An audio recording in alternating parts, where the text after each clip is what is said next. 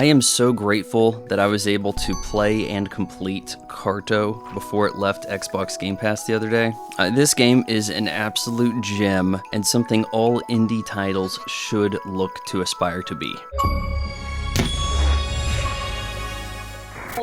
Carto is a hand-drawn adventure puzzle game that just deals in cute adorableness. It is a no-death, non-violent, chill vibe, peaceful game that offers some challenge. So let me explain. Carto is a young cartographer.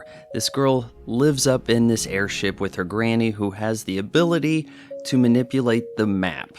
By repositioning pieces of a map, she is able to control the landscape below. Well, Carto sneaks in, grabs the map, and makes a bit of a disaster, gets flung from the airship and falls down to the land below, and it becomes our quest to guide Carto back to her granny. Of course, it's not going to be that simple. We're going to learn about and make friends with the people of this land. Set sail with your new BFF Shiana, traverse the forest maze, win a fishing contest, find the desert oasis, reignite a dormant volcano, unlock the secrets of an iceberg.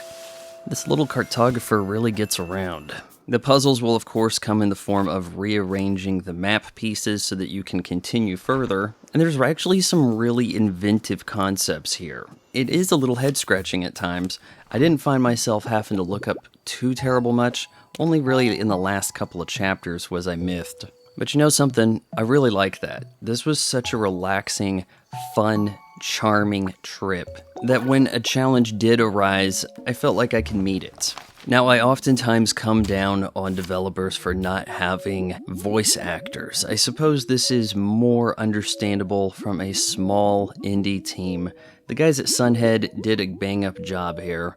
And perhaps I got more feels out of having to read the dialogue and imagining the voice that I want saying it, rather than having voice actors admittedly doing a good job, just not quite living up to our personal representation of how we feel these characters should talk.